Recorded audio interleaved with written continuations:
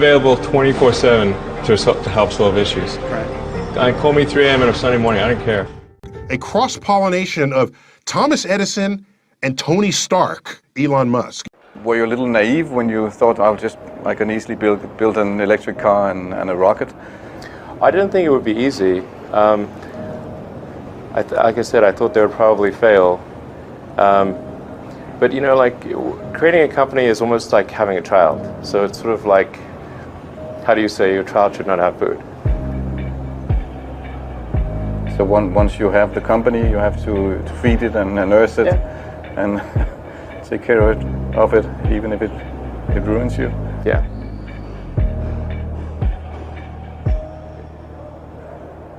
But suppose there were some tough times in 2008, end of 2008.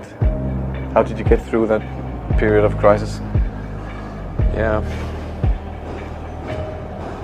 Can we just break for a second? Sure, of course. Yeah. You want to wait a little while? Yeah, I sure hope it was worth it. Sure hope so. Sure hope it was worth it. It's everything. And I was borrowing money from friends to pay the rent. Well, I mean, Tesla really faced a severe threat of death due to the Model 3 production ramp. Essentially, the company was bleeding money like crazy, and just if we didn't solve these problems in a very short period of time, we would die. And it was extremely difficult to solve them. How close to death did you come? Within single-digit weeks. 22 hours a day, or like how many hours? I was working, so 7 days a week, sleeping in the factory.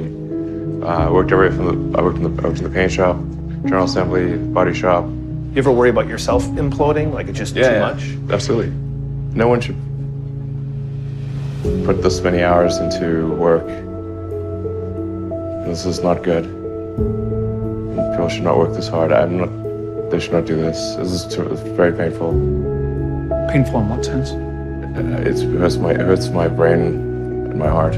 Where do you come up with your best ideas? Are you on vacation, or are you kind of just like in the middle of the night you wake up and start drawing things down? Or You know, sounds really cliche, but like the shower is probably like wake up and go to shower in the morning. And I think actually what's really happened is kind of stuff is percolated in the subconscious. Right.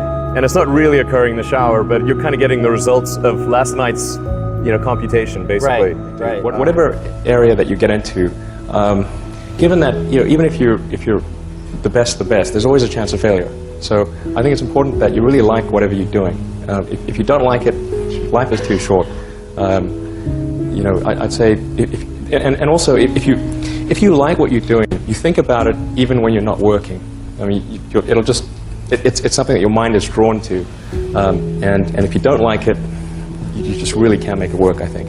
When you had that third failure in a row, did you think, I need to pack this in? Never.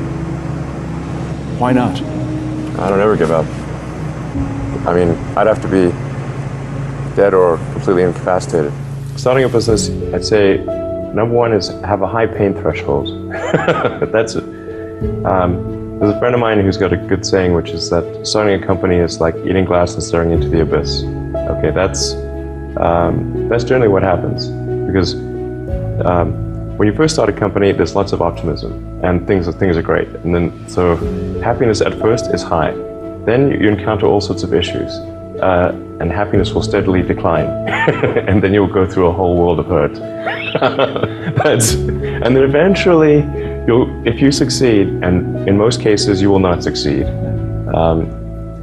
and Tesla almost didn't succeed, came very close to failure. Then if you succeed, then after a long time you will finally get back to happiness. I think too is you got to make sure that whatever you're doing is a great product or service. It has to be really great. And I go back to what I was saying earlier, where if you're a new company, I mean, unless it's like some new industry or new market that, if it's an untapped market, then you have more ability to, the standard is lower for your product or service. But if you're entering anything where there's an existing marketplace against large entrenched competitors, then your product or service needs to be much better than theirs. It can't be a little bit better, because then you put yourself in the shoes of the consumer and they say, why would you buy it as a consumer? You're always going to buy the trusted brand unless there's a big difference. So a lot of times, an entrepreneur will come up with something which is only slightly better. And it can't just be slightly better. It's got to be a lot better. Number 3, I'd say, is constantly seek criticism.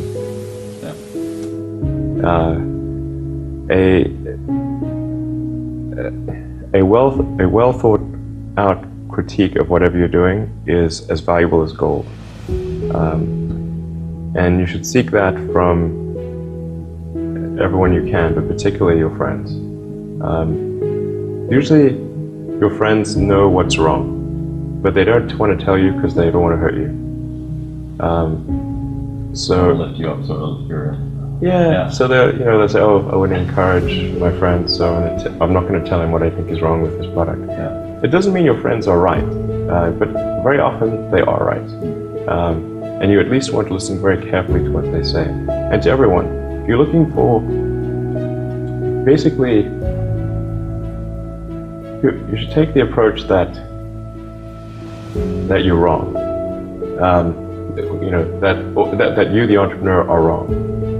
Your goal is to be less wrong.